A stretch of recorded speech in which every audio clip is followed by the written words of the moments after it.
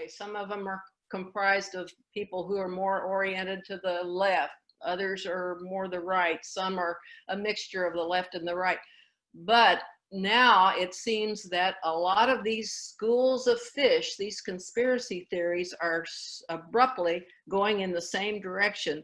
I just read a recent article in The Atlantic about this phenomenon. It's known as conspiracy singularity. So how can we explain these beliefs in a scientifically advanced society? We're just going to make a very quick trip through this. This very brief history. The Puritans, it's kind of interesting. The Puritans were criticized, of course, rightfully so, for some serious, cruel actions. But actually, in this book by Richard Hofstadter, Anti-Intellectualism in American Life, which, oh, it's a fantastic book if you can read it. I read it in college and I read it again just recently. It's a phenomenal book describing the history of anti-intellectualism in our country. These Puritans, even though they could be a cruel bunch of people, nevertheless, the theologians, the ministers, were 95% of them had college degrees, and they transmitted scientific knowledge to their congregates or to their members, as well as theological knowledge. So I found that to be interesting. However, change came to our country in the late 1600s and the early 1700s, and the Great Awakening arrived, featuring the emergence of clergy, people who appeal to the emotions of the lay people, like Jonathan Edwards. Many of these revivalists, like Jonathan Edwards, criticized centers of higher learning, and some even called for the burning of books. In the revolutionary era that followed, however, our founding fathers' actions reflected the values of the Enlightenment in Europe, a respect for science and reason, and a recognition that scientific knowledge could really benefit us and improve the lives of Americans.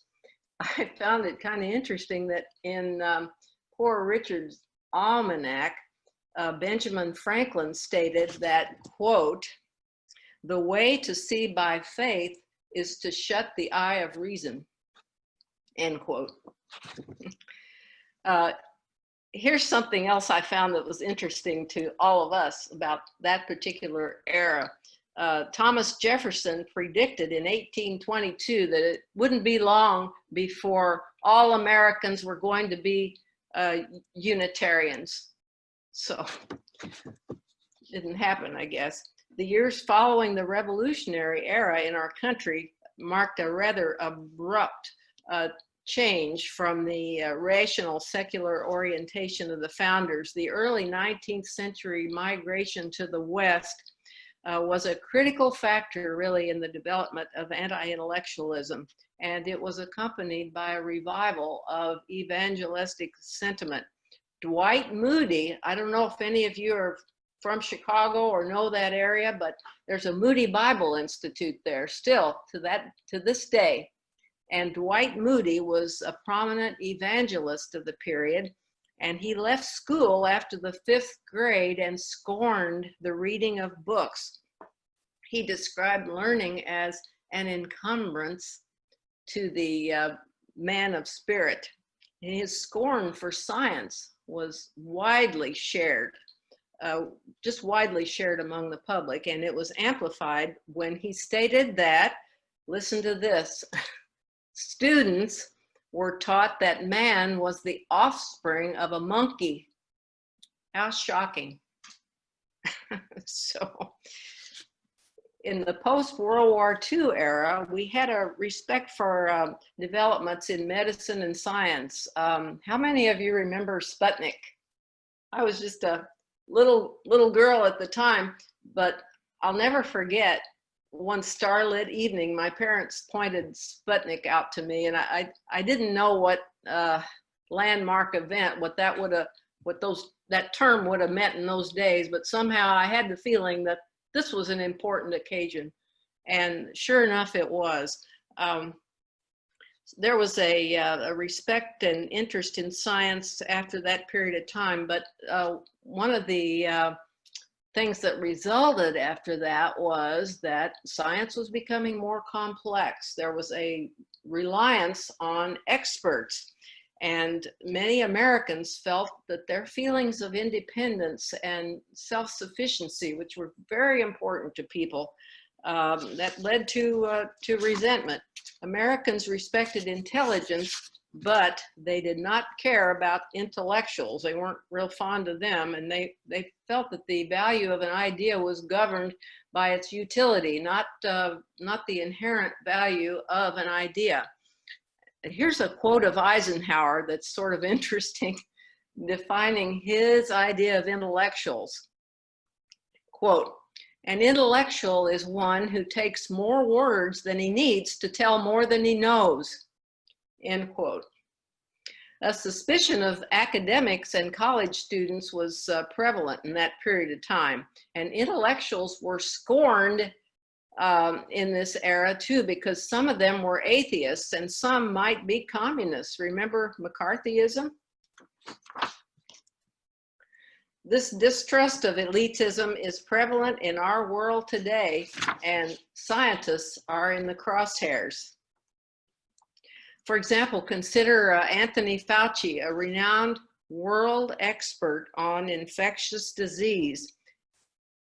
How those who pursue an anti-science, totally politicized agenda during this crisis are trying to discredit him or muzzle him or cut him off whenever they don't like the message that he's conveying.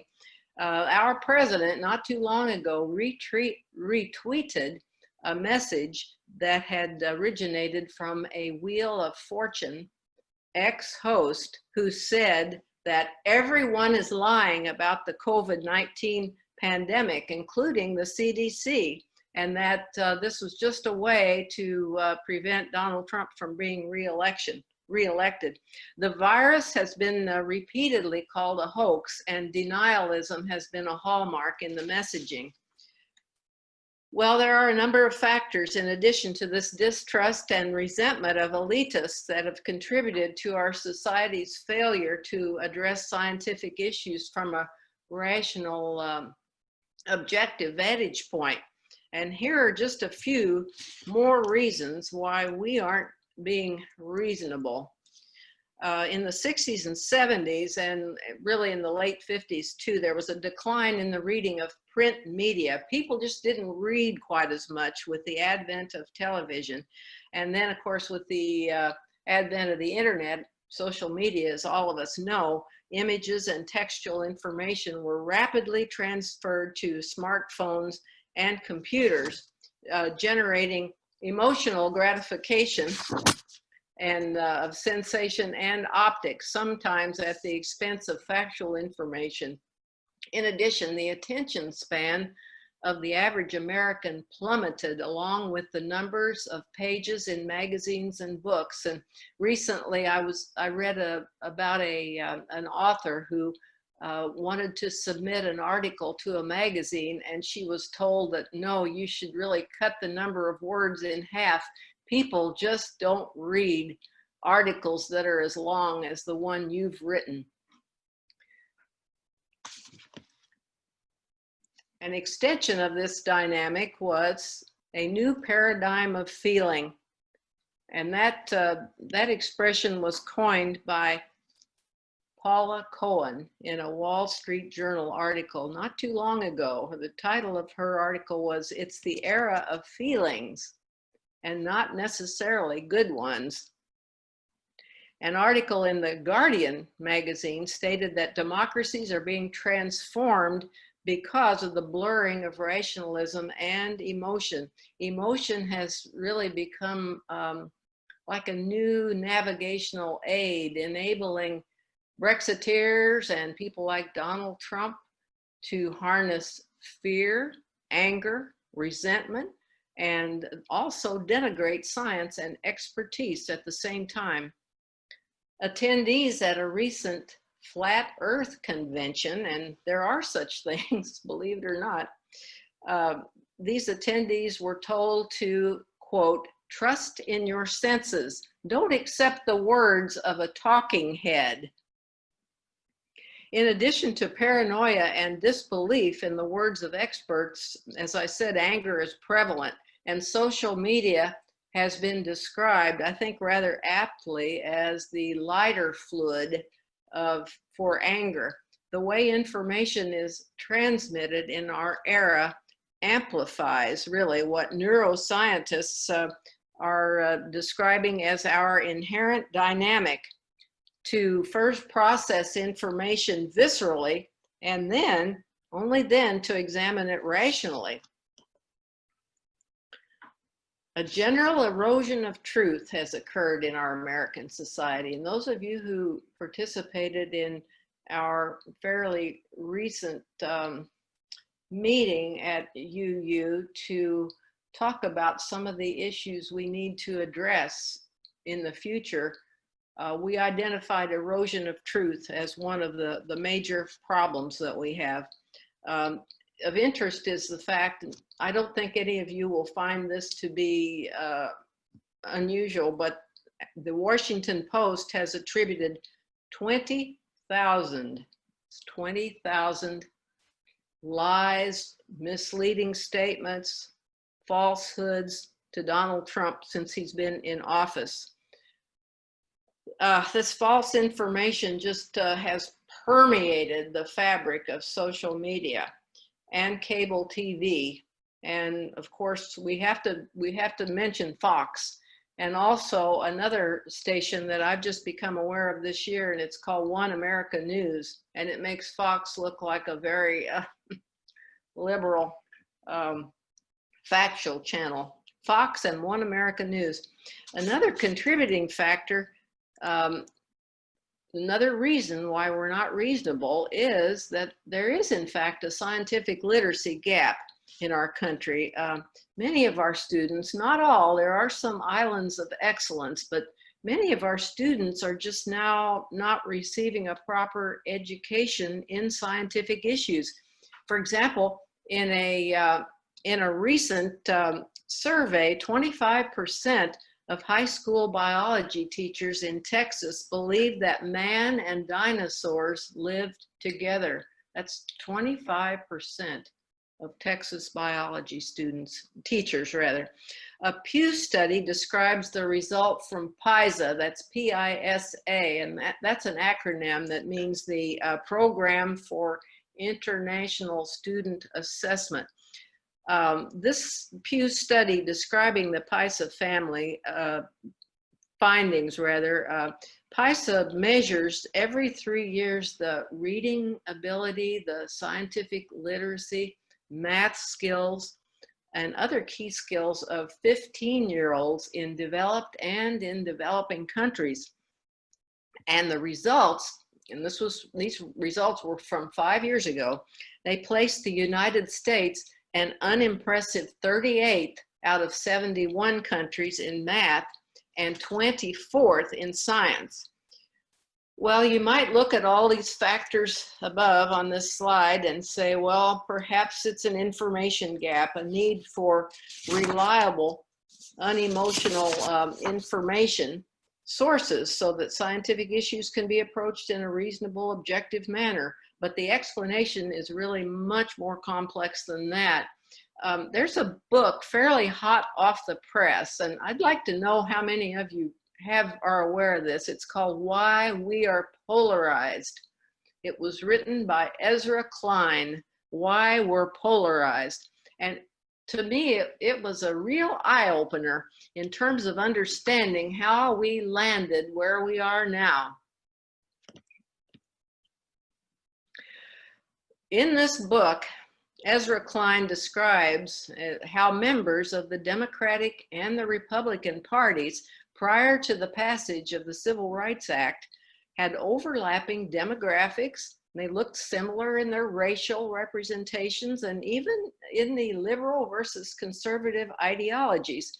But after the Civil Rights passed, Northern liberals who had been in the Republican Party maybe you'd call it a Rockefeller Republican. Those Northern liberals joined the Democratic Party, and the Southern conservatives, who didn't like this Civil Rights Act at all, Southern conservatives left to join the Republican Party. So those were major, major shifts that occurred.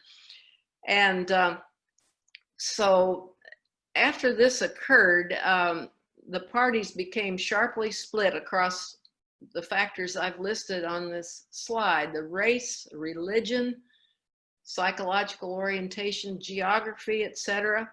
And Ezra Klein makes the point, this is a rather complex process. I would recommend you read this book, because it's really significant, I think, what's occurred since the Civil Rights Act. Ezra Klein says these identities have now become mapped into our choice of a political party, especially if we're the type of people who pay a lot of attention to politics. Now that doesn't apply to any of us, right? No, it does apply to us. Klein states that every choice in our life reflects a psychological signal, and he refers to another book in addition to his book, and it's called Prius or Pickup. And he demonstrates the principle by mentioning those books. Living on a river, I think of kayak versus jet ski. And if you're up north, maybe in Kathy Gorski's area there, she might think of snowmobile versus cross-country skis. Fear of change and support of a fixed worldview is a fundamental underpinning of conservative Republicans, and a more fluid worldview, tolerant of change and diversity and a variety of viewpoints, is more common in Democrats. And this dynamic can influence the public's respect for scientific developments and can actually drive conspiracy theories too. If you think about science inherently, it's a threat. It's threatening. Science is threatening. It's constantly changing. So that's upsetting. I mean, it's sort of like walking on eggs. It's constantly changing. It's often nuanced, not always. I mean, we do have some definite scientific findings, but a lot of the time it's nuanced. It's not black and white. And it's challenging to authoritarian systems, because if you run a scientific experiment, for example, your experiment protocols, all the facts are open to the public. There's a democratization of information, and you're going to be tested by others. Your reports, your findings are subject to validation or refutation by others. So anyway, it may be simpler just to go along with a conspiracy theory and let somebody else do the thinking for you. And this is what has occurred by a lot of people in our country. In fact, they can hold conflicting conspiracy theory beliefs. They may say, like the fellow at the bait shop where I got shrimp the other day, he said, I can't hear you through that mask. And so I had to, like the reporter did to Donald Trump, I said, well, I want 24 shrimp. And he said, this is just a hoax. Well, in the next breath, this sort of person would say, after they say it's a hoax, they'll say, yeah, but the Chinese sent this virus to kill all of us and make us sick. So they may hold two different beliefs, and they're somehow able to hold those beliefs. It's hard to imagine, but it is occurring. Interestingly, research has demonstrated an actual scientific literacy paradox, however, in which better educated liberals and conservatives who score high on scientific literacy tests are more likely to hold and promote beliefs that conform to their religious and other types of tribal identities. Don't all of us know individuals who fit that description? This physician friend whom I referenced in the opening paragraph of my talk was one of these people. we tend to adopt the positions. It's much easier to adopt the positions of our party, maybe all of them, when our social group, and even become angry when these beliefs or positions are threatened. Once we become engaged in identity politics, not all of us, but many of us, especially those of us who pay a lot of attention to politics, become tribalistic, and we can easily adopt an us versus them attitude. If we step outside of our party, of our tribe, of the people to whom we belong, and we become kind of independent, especially if we're a public type of person, we pay a price. And so Ezra Klein, in his book that I referenced, Why We're Polarized, brought up the question. He said, what would happen if Sean Hannity one night announced on Fox that he thought about it, and he actually thought climate change, global warming, was a threat, the paramount threat to our planet?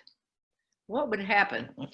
And actually, Klein told a story about David Brooks. David Brooks told us, I guess you're all familiar with David Brooks, the conservative New York Times columnist. David Brooks told the following story. He said, after Donald Trump was elected, I wrote some articles, some editorials, some op-eds in the New York Times, and I was critical of some of the actions of Donald Trump. And he said that he was being objective, but he said, quote, I suddenly was not the type of conservative all the other conservatives were. And my social circles drifted away. My weekends were just howling silences. So, one of the most powerful drivers of the politicization of scientific issues is the resurgence of fundamentalist religion. And that's been most pronounced really since the 1960s. I would recommend a book, just a powerful book. Can you see that? The Power Worshippers by Catherine Stewart. This book describes how the religious right is not just fighting a culture war, but they constitute a political movement. Through the ages, science has been perceived of as a threat to religion. Remember Galileo? We're all familiar with the 1925 Scopes trial, which constituted an epic battle between science and religion. Well, this trial is going on today. Believe it or not, religious fundamentalists were energized back then, and they are today. Their condemnation of secularism, modernism, and the scientific method is still going on today. The word evolution was found in textbooks in the early 20th century. This would have been a textbook that my grandmother would have read. But this word, evolution, this poisonous word, had disappeared from many of the textbooks written after 1925. The word evolution was replaced by the word development. Not all that, it was fairly recently, actually, in the Florida Senate, a bill was introduced. I think it was just this year, a bill was introduced to allow parents to keep their children out of class when topics like evolution, global warming, sex education, when those topics were taught. Fortunately, this bill was indefinitely postponed, and it was withdrawn from consideration on March 14th of this year. The school choice issue, however, has brought this anti-science orientation into very sharp focus. And as you're aware, many evangelicals felt and feel today that the tax-supported vouchers should be used to promote anti-science religious dogmas such as creationism. I won't go into a lot of detail on that, but I'm sure many of you are aware that a lot of the funds from the initial relief bill, a lot of those dollars went to private schools, draining the public schools of much needed funds. And of course, the Espinoza versus Montana decision of the Supreme Court has just had a huge negative effect in that regard. Gordon Gauchat is a professor of sociology at the University of North Carolina, and he has studied the politicization of scientific issues in depth and has concluded that, that from an ideological standpoint, conservatism itself has been a strong driver of decline in the actual trust of science, creating its own knowledge base that often conflicts with scientific facts. The current administration, as you know, has made just huge cuts in government research, and there's been a mass exodus of workers from the EPA, et cetera. I think we might be running a little bit low on time, so I'm going to speed up a little bit here. There's another excellent book I want to reference. It's called The War on Science by Sean Otto, and it describes marriages between different segments of our society, which by sharing common ideologies and agendas, the transactional aspect of things, they've become the two modern political parties in our country. These marriages are, here's number one, the anti-regulatory pro-corporate business interests and the Christian right have found their representation in the Republican Party. Big industries have taken charge of recruiting the Christian right into their camps by supporting right-wing talk show hosts. There's a Clear Channel Company. The Clear Channel Company either owns or programs most of the nation's 58 strongest AM radio stations and has liberally stocked them with right-wing talk show hosts. The second marriage is that of the pro-environment, pro-choice, anti-corporate elements of scientists and environmentalists, and they've found their interests best represented in the Democratic Party. These marriages have actually catalyzed the extreme polarization regarding issues that we witness today. Another aspect is, another thing to talk about is postmodernism, and unfortunately I'm not going to have a lot of time to cover this, it doesn't look like, but this is an event that occurred, it's a movement that occurred in the latter part of the 20th century, and it represents sort of a distrust of the Enlightenment principles of rationality. The postmodernism has broad applications for anti-science. It basically, what it's saying is there's always another side of something. Someone might say, well, here's the evidence for global warming, and then they say, well, yeah, but there's another side, and the other side isn't always justified. Something that occurs, one result of postmodernism is that people see and hear what they want to believe. When I was a freshman at the University of Illinois in sociology, I was fascinated by two terms, confirmation bias and selective perception. We just hear and we see what we want to hear and see, and then we believe what we want to believe. So the public's gravitation to biased TV reporting, social media, and the internet sources that fit their worldview as sources of information further calcifies their opinions. Along these lines, we must not forget to mention one of the key drivers of anti-science opinions, Fox News. Hydroxychloroquine, anybody? Okay, the next phenomenon I want to talk about is the QAnon. This phenomenon has recently emerged on the scene. It could be a topic for a whole other, maybe not a wonderful Wednesday. It's not wonderful, but it could be a topic for discussion to try to understand it.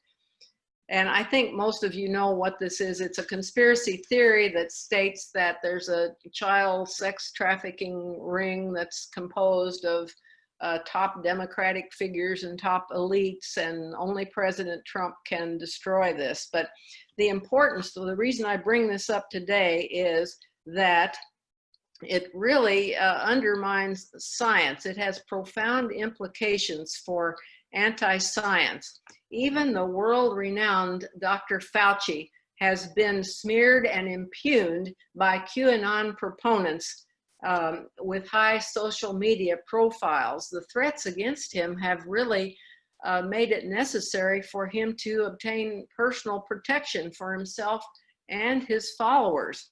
Many of these Q followers are anti-vaxxers, and they're promoters of unproven, potentially harmful medical therapies, swallowing or injecting bleach, etc.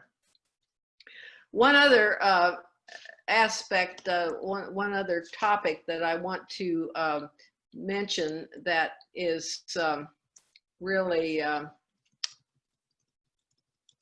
impacting the politicization of scientific issues is a global trend of the populism that's sweeping the globe. And key elements of that, I'll just say this briefly, are anti-elitism, nativism, and xenophobia. So this globalization has created feelings of resentment of elites, and there's a knowledge inequality, economic inequality, and these factors have really amplified feelings of resentment. Now, one thing I do want to mention before closing is that some of these issues can have strange bedfellows. For example, progressive Democrats have traditionally been strong supporters. We've been supporters of scientific research, and we've really endorsed the validity of evolution and climate change, but some progressive Democrats regard GM foods, vaccination, fluoridation of drinking water as threatening developments. And vaccination is an issue with very strange bedfellows. Many of you are probably aware that this whole anti-vax movement started with a medical article that was published in the Lancet Medical Journal in Great Britain. And it was based on falsified information by this researcher, and he attributed autism, an association of autism with vaccination. And unfortunately, even though the article was withdrawn from the journal, this feeling that autism resulted from vaccination gained traction. And so even today, there are progressive Democrats who are usually supportive of regulations that they see as contributing to public welfare, but they object to vaccination on the fearful but faulty grounds that maybe it's going to result in autism. Some conservatives, see, this is where the strange bedfellows come in. Some conservative Republicans may feel they may be anti-vaxxers too, because they feel their personal freedoms are threatened. Now, talking about perceived violations of one's personal freedoms, how about the big issue that should have been dismissed 6 months ago, masks? In fact, I thought about this word politicization was so hard to learn how to pronounce that I thought maybe I ought to entitle this talk Mask or No Mask. But how could there even be a discussion now? How could there be a discussion about whether we should wear masks or not, or whether we should have a policy to make them mandatory or not, after they've been proven to reduce the community spread of COVID?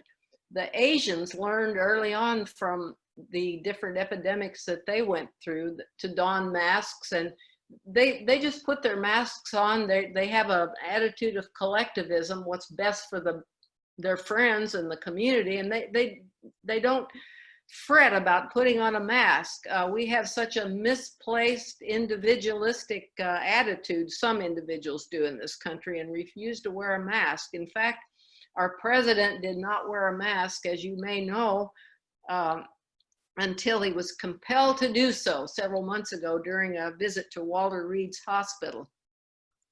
One study that was performed several months ago demonstrated that 90 of Democrats wear a mask when they leave home in comparison with 36% of Republicans. Importantly, this issue is not just emblematic, it's emblematic of the politicization of a scientific issue, but since top leadership has not made mask wearing mandatory, have not been models of appearing in public wearing masks, thousands, I don't know how many thousands of lives, tens of thousands of lives have been lost in our country. Well, in conclusion, all of us share the hope that our positions and actions regarding scientific issues will be based on reason. In fact, as Unitarian Universalists, we believe in the authority of reason and never-ending search for truth. So there's just no doubt that it's very important. There's a threat to our democracy, and the welfare of children and grandchildren exists when there's scientific illiteracy and this degree of polarization. So I'm going to end my talk now. I think I might have run over a little bit time-wise. Thank you very much, Jean. You did great. I can't believe how much information you packed into a relatively short period of time. And just thanks so much for the research you've done in pulling together so many different ideas, and also giving us a reading list. In case we didn't already have enough books on our bedside table to read, you've given us some titles of new ones.